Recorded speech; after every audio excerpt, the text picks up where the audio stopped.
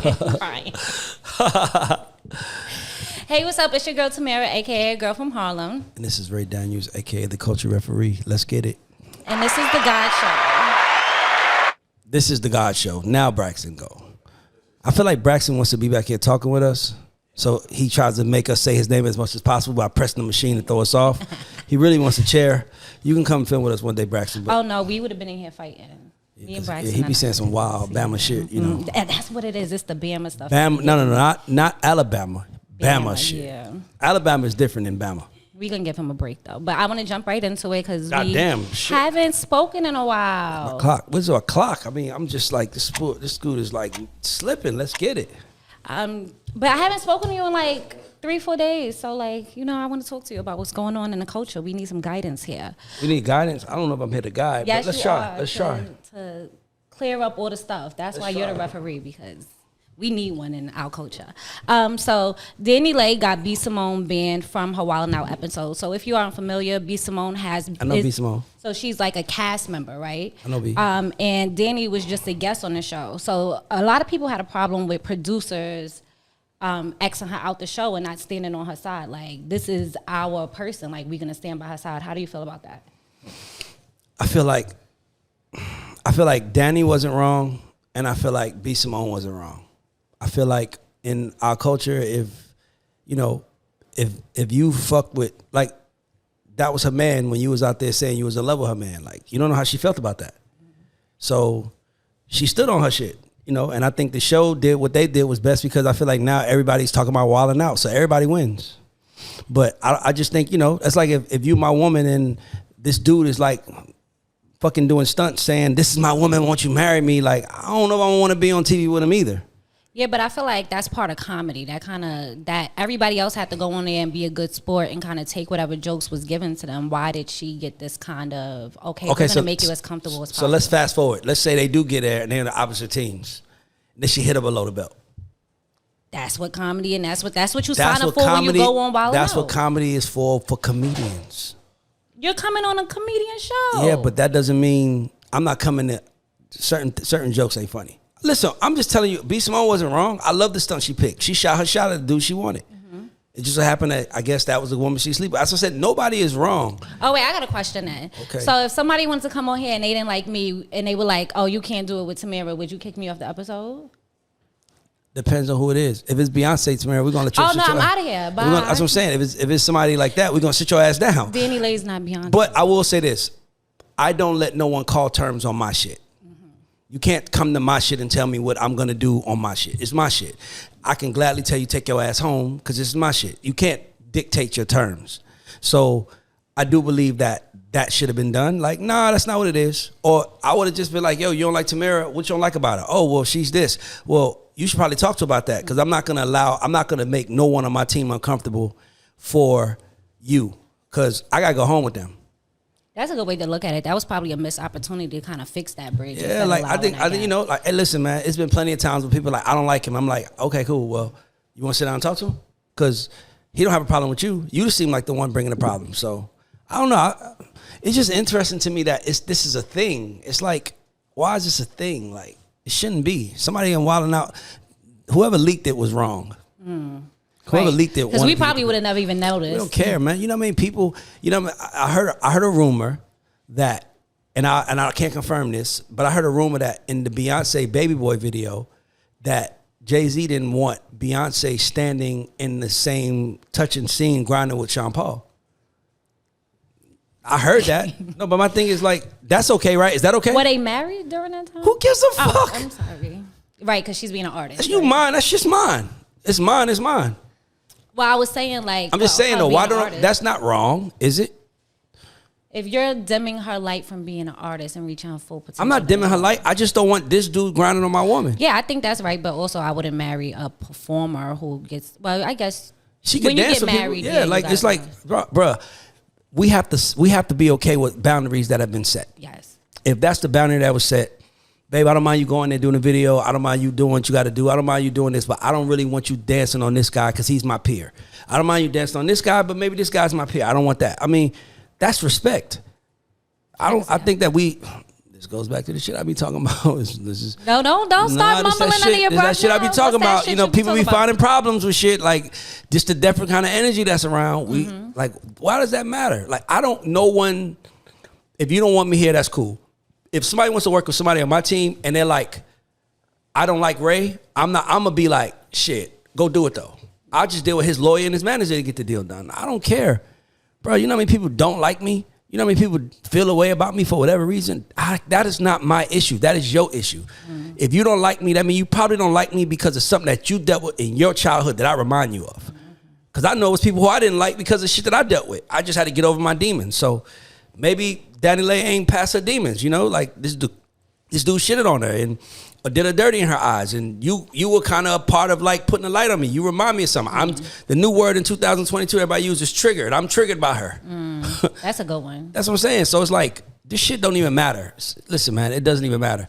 I heard when they was filming Dirty Dancing, Patrick Swayze's character and Baby hated each other.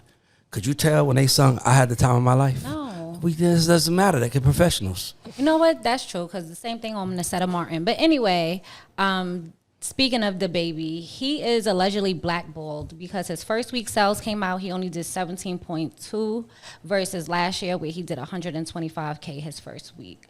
Do you think people in the industry are blackballing DaBaby? This industry is interesting because they pick favorites. And to me, that's whack. Like, to me, you'll say I did something wrong, and now everybody over here is like, we're not fucking with Ray anymore. You said it's based on your word. So for me, I just hate the term blackball. First of all, I think it's impossible to be blackballed in 2022. As long as the internet exists, it's impossible. That's what I was going to ask you, because some people Listen, push back and say, but I don't think the issue with DaBaby, I don't think it has something to do with the industry. I think it has something to do with what him pissing off and turning off fans. It don't feel like it's an industry thing to me, because shit, DaBaby, how many followers he got on Instagram? I guarantee it's millions. Yeah. I guarantee it's millions. So that means that he's not, he's not activating his fan base. Yeah, right. he got people he need to just activate. Shit, he'll be fine. So why? So even though he has the 21 million, still, how do you go from having 21 million to only getting 17.2K sales your first album? Only two things can happen. I'm acknowledging if the blackball happened. I'm only acknowledging, hypothetically speaking, if the blackball happened. Only two things happened for him to do that least amount of albums. Either he got arrogant and cocky and he thought people were going to show up, or he didn't feel like doing the work to promote it. It's one of the two. Because if you promoting your shit, nigga, 21 million people are seeing you say, check my shit out, check my shit out, check my shit out. Are you promoting your shit? Are you telling stories about your music? What's the name of the album? What's the point of the album? Why is it significant? When people drop music, it has to be a significance. When, I hate to keep going back to these people, but they the best to do it. When Jay-Z and Kanye dropped... Kanye's not allowed to be talked about. When Jay-Z and Kanye dropped Watch the Throne, it was a moment in time. When Jay-Z dropped 444 album, we knew what he was dropping it for. It was his response to Beyonce's Lemonade album. When Beyonce dropped Lemonade, we knew what that was about. When life gives you lemons, you make lemonade. Like, it was a reason for the season. Artists got to stop thinking, I'm just going to make 12 songs, give it a title, and call it an album and think it's going to sell. Nah, we buying into you and where you at in time. His album should have been called Blackballed. He should have put a highlight on Blackballed. Now, people that really fuck with him is like, oh, they trying to blackball my nigga. I'm about to stream the fuck out of this. Yeah, you got to find a way to make your story relevant. That's what I'm saying. Like, dog, you can't be blackballed in 2022 as long as the internet exists. Even if you say some disrespectful shit, Trump still got the Truth app. People like Alex Jones still find places to go. They get kicked off Twitter for hate speech and Instagram, and they pop up somewhere else over there. People are going to follow. If people believe in you and follow you, they're going to fuck with you. I agree. I think it's a combination of the being cocky and not wanting to do the work, because I didn't see him do any press tours. Well, people probably didn't want to talk to him for the press. But then he should have said that if that's the case. If he wanted to do the Breakfast Club and they didn't want him, he should have went on Twitter, on Instagram and be like, yo, I want to do the Breakfast Club, but I guess they ain't fucking with me either. Like, you got to get people inside to care. I like that. That's a really good perspective. Like, if they not fucking with you, say it. When the industry blackboard Tory Lanez, he told us. He sure did. I got this many albums with no playlist. Remember he did the NFT drop? Tory Lanez is like, y'all not gonna kill me. We need to put him on the front cover of Hard to Kill, the Steven Seagal movie. Because that nigga's like, I'm not going nowhere. I'm gonna be here. So if you're an artist and it's impossible to be blackballed. long as TuneCore exists and you can make music, but you gotta find a way to sell it. When Tupac did All Eyes on Me, that was a moment. He got fresh out of jail. All Eyes on Me. When he dropped Machiavelli, it was another moment. It wasn't like, here's 12 songs and I'm calling Tupac's book 3. What the fuck is this book about? Like, do you just go to the movies to see a movie, or do you go to the movie because you invested in the story? Right. Artists need to learn that the story matters just as much as the music. I didn't want to listen to 444 album. I just didn't want to. It just felt like it was like, and then everybody around me was like, bro, you got to hear that shit. And I listen. I'm like, damn, he really went in on that shit. He called him. He acknowledged his mistakes. Like, damn, Hov ain't never did that. Like, he always talked from a standpoint of strength. This was the first album he was vulnerable. Like, you know, I could have was better than this. $2 million in credit. I should have had a piece of Dumbo. Like, he was telling it. Like, it was like, damn, nigga, I fuck with you. We invest in people. People got to learn that shit. It's impossible to be blackballed, because for every yin, there's a fucking yang. Amen. Speaking of Tory Lanez, I wasn't going to bring this up, but I do want to talk about it since you mentioned it. Do you think that, well, I find it weird that he gets more support now after the Meg situation than he did before. Public support. Yeah. Say so like public. before, he was just this Canadian guy that was putting out a dope song here or there. Tory Lanez was on his way to superstardom. And then what happened? Because I think the pandemic kind of brought him up with that radio show. Quarantine Radio. Yeah, and then he shot Meg, and now everybody want to play Tory Lanez. Allegedly shot Meg. Sorry, yes, we're still using allegedly. Allegedly. Okay, yes. But anyway, do you think that now, like, what changed for him? Then let's go with that. Hey, bro. Hopefully, let me tell you something. If Martin Luther King stayed alive long enough, he would have became the enemy. I'm being honest with you. Hopefully, you live long enough to become the enemy in your own story, and then you come back from it. It's the way. Name someone that's been perfect their whole. Like, I'm really trying to think of that right now. Name some dog. Kobe Bryant, who the world loved, revered. Don't forget when he went through that rape shit, that accusation. Don't forget that. And people were like anti-Kobe. Don't forget when he wanted to. LeBron what? Amazing all across the board. Yeah, but he even acknowledged that he had trouble when he did the decision live on ESPN, and then people turned on him and his team. He even acknowledged it, because he said that people said he handled the Cleveland Cavaliers wrong. Don't forget when he made a decision, them niggas was in Cleveland burning his motherfucking jerseys. It sure was. Okay, listen, if you're lucky enough, you'll be an enemy in your story. You're gonna be the fucking bad guy. It's impossible unless you die early. Nobody wants that. That's what I'm saying. So for you, that's what America is about. What's that famous saying? America love a comeback story. Mm-hmm. Dog, that boy Tory Lanez ain't going nowhere. And here's the thing: we talking about DaBaby right now, but DaBaby's team is a shit. I know his team. Dog, they gonna get together and they gonna come back stronger. That's it. All right, I want to name a motherfucker we hated forever. Let me think. Hold on. Motherfuckers hated Donald Trump in 2010s, but that nigga was everybody want to take pictures with him in the 90s and 2000s. Yeah. I'm partying with Trump. And even when Biden got in, they was like, wait, JK, we'll take Trump back. Come on, now they like Trump. Bro, people are fickle. That's why I don't believe in, that's why I put more faith in systems. Because people are fickle. They will hate you today for the same shit they love you for tomorrow. Because you won't go away. This nigga won't go away. Now they love you. He won't go away. I just want to see him coming. He won't stop. Come on. You know what that reminds me of? What? Nicki Minaj. So the rap girls are still being mean to each other. This week, JT and Cardi got at it. The biggest thing that I took away from it, and I just want you to tell me, like, how you feel about this. JT said, I wish I would let a chart make me feel like less of a star. Do you think that numbers directly correlate to someone being a star? No. I believe stars come, you have to be a star in your head before one person shows up. Okay, so I didn't know JT said that, but I love that she said that. Like, you got to be a star. Like, we doing a podcast right now. We don't know who the fuck is looking. Are you worried about that? No. That's my point. You just doing you, right? That's why you're a superstar. Told us just go, so we've been going ever since. That's what I'm saying. Like, let's just go. Like, superstars work like the same. They put the same amount of effort and practice as they do when they actually on the court. That's what superstars do. It don't matter. Why do the girls feel like they have to choose a side? Because right now the big beef is between Cardi and Nicki came out with the song and she had all her features. So now the girls are like picking sides, like they calling JT a lapdog. Like it's a lot going on the internet. And I don't want you getting into the details of it, but why is the female game so competitive in picking sides? And like, it's like pick a side and stay there and don't come over here. Listen to me. Anytime money is at stake, there's going to be problems. I don't give a fuck. Best friends have fell out. When there are high stakes and money on the table, people fall out. So this is a huge opportunity. Nicki is at the queen of one world. Cardi's at the queen of another world. And you have all these people who are going to their people and they're picking sides. That's the game. That's the game. It's the game. Anytime money is there, money on the line, you in danger. But when it's big beef, like let's go with Gotti and Dolph, right? How come the whole industry wasn't forced to pick sides with Gotti and Dolph? I think they did. Like who picked sides? Everybody did. That's what they told me earlier about it. Everybody picks sides in that situation. I thought that was it. Like y'all got that beef. Dog. When niggas draw that line in the sand, you gotta figure out what side you want to stand on, especially when it's real beef. Like, but why can't we leave street stuff in the streets and the money with the money? Okay, so let me ask you a question. I'm gonna do a hypothetical question. Let's say it's a girl outside right now in front of the studio with a picket sign that says, "Fuck Tamara, she's a bitch and I hate her." And she's out there, "Fuck Tamara, she's a bitch and I hate her. Fuck Tamara." And I go out there and give her a hug. I'd have been hyped that she was out there with the sign though.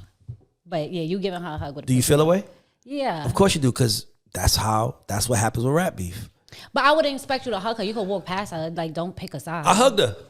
I ain't pick a side. Why you gonna walk past I hugged you and I hugged her. I ain't pick a side. Don't hug me or her. Walk your ass straight to your car. You're telling me to pick a side. That's your agenda. Her agenda might be hug me in front of her. Neutral. No. You want me not ignoring her is picking your side. Okay. Do you know what a DSP is? Yeah, digital service. What is that?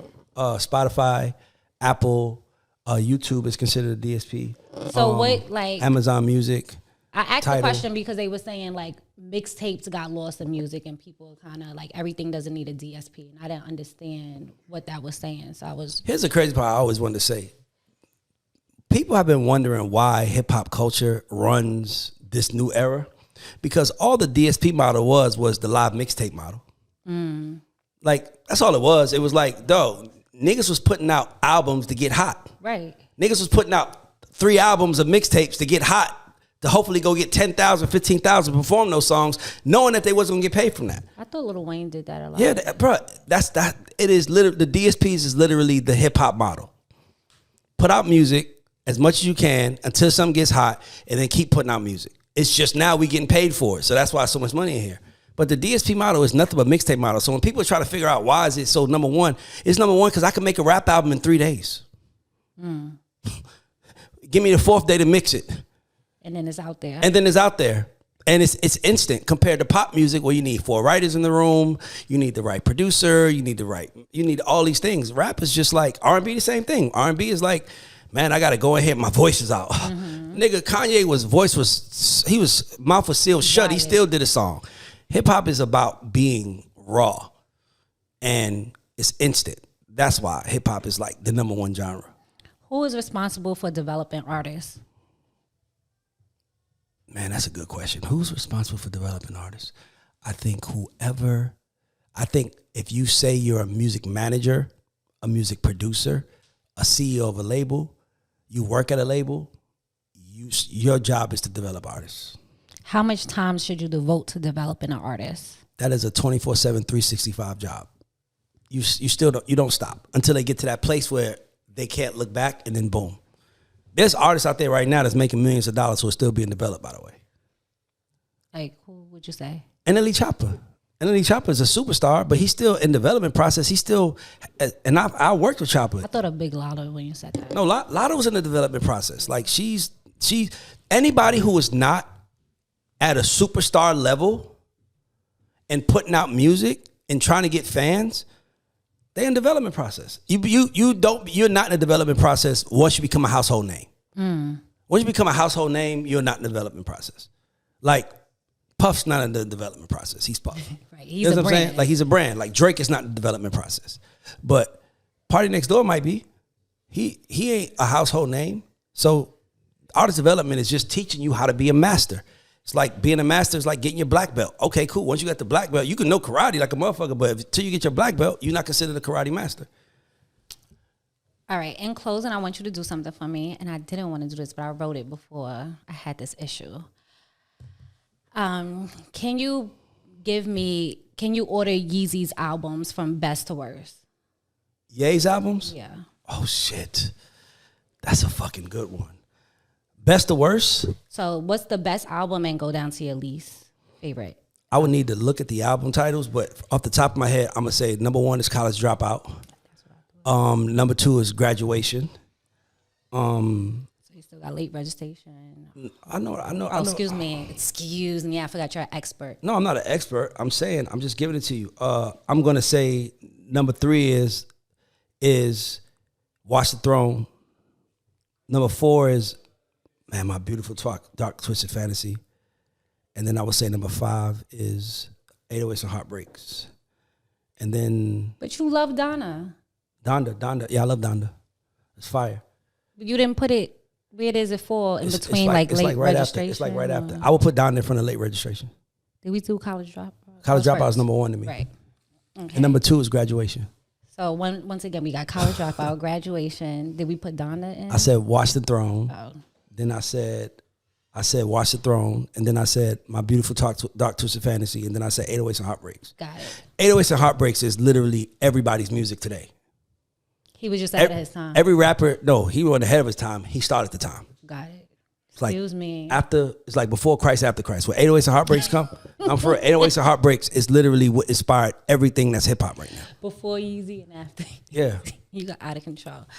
All right. So once again, thank you for sitting down with me. It's always my pleasure. This is the GAUDS Show, and that's Ray Daniels, and I'm Tamara. And Braxton wants you to know he's here. Go ahead, Braxton. Drop your sound, Braxton. Go ahead. They want you to know you're here. Oh, you wasn't you want to show me expecting your that other one. sounds? Show me the other sounds you got. Braxton we're working on his sounds. That's a goat. I don't know when you would use it, but